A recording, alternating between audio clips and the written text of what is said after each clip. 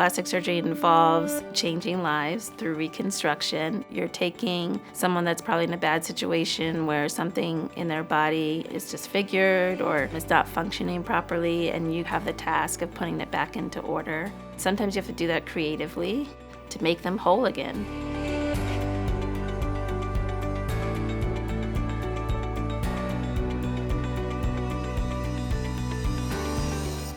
After going through my rotations in medical school, I knew that I gravitated towards surgical fields. I really liked just the aspect of using my hands, the technical aspect of dissecting through tissue and having a start and a finish and going through a protocol.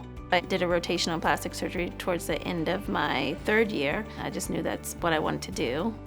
All of my grandparents were educators, and they really instilled in my parents a belief that education was first and foremost. That's the reason they sent me to Sidwell. Both our parents grew up in the segregated South and wanted something different for us. I would say that my dad instilled in us a sense of pride in being part of the Black community. And my mom was really the wind beneath my wings. Anything I wanted to do, she really supported. Growing up in Washington, D.C. in the 90s, there was a lot of diversity. There was a lot of pride in being Black.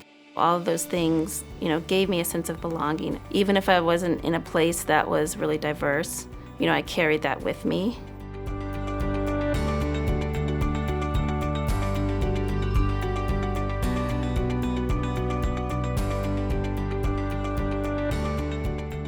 I did my training in plastic and reconstructive surgery in Pittsburgh. I took 2 years of my training at the Starzl Transplant Institute, and that's actually when I discovered research in what's called vascularized composite allotransplantation.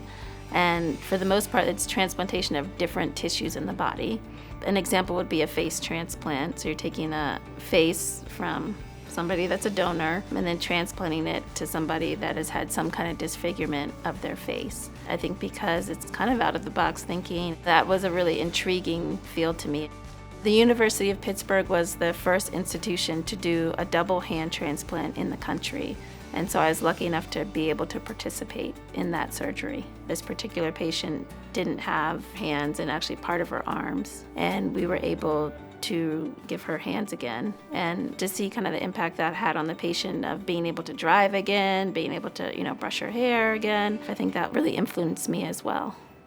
So now I'm at the University of Colorado Anschutz Medical Campus, and I am currently practicing hand and upper extremity surgery primarily. I was able to use the research that I did during my training to get funding from the Department of Defense in eye transplantation, and I've actually been working on that research for the last decade. We know that we can restore blood flow to the transplanted eye. We know that we can keep the body from rejecting it with medications. What we're working on now is the key part, which is to restore vision. So that's the fun part.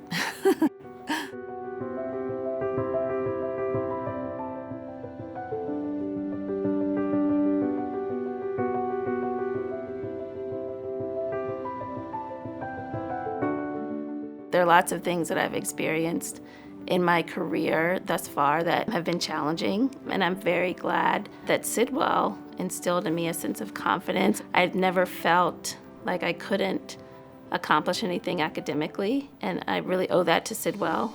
I'm currently teaching residents how to do plastic and reconstructive surgery and hand surgery.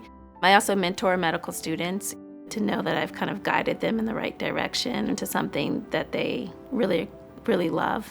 I think that's probably one of the most rewarding parts of my job. I have an amazing husband. We actually met during our training in Pittsburgh. It has been a bit challenging to have two surgeons in the family. I was concerned to move to Colorado because it is less diverse, and I'm raising two Black girls. I do believe that what my parents instilled in me, I will instill in my daughters, to have pride in their heritage.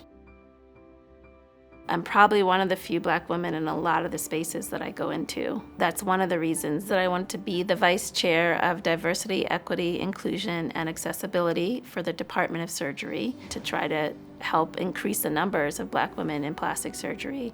There's many studies that show that it's positive for patients, especially those from underrepresented backgrounds, to have physicians that are also from underrepresented backgrounds. That is what drives me to make sure that there are policies that give people a sense of belonging, help to make sure that there's equity.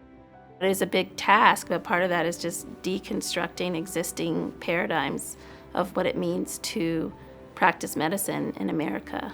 I'm hoping to make things better for people that come after me and for my daughters. I want them to have the whole world.